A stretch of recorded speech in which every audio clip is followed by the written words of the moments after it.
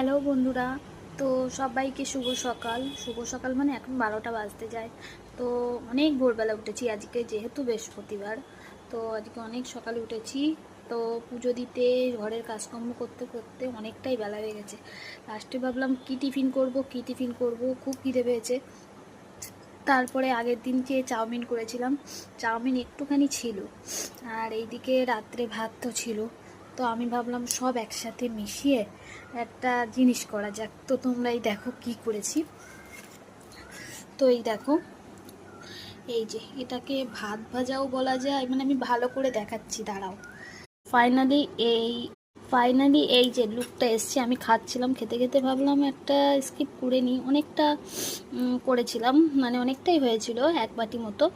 তো চাউমিন ছিল, সেই চাউমিন, একটা ডিম দিয়ে দিলাম, একটু পেঁয়াজ দিয়েছি,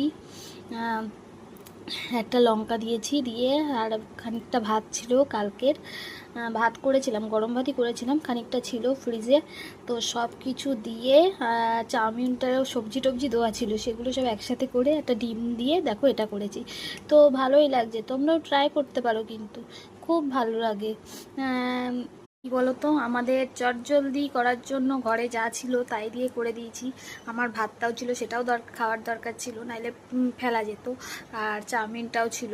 তো দুটো একসাথে করে একটা ডিম দিয়ে করে দিলাম, একদম ইয়াম্মি ইয়াম্মি খাবার।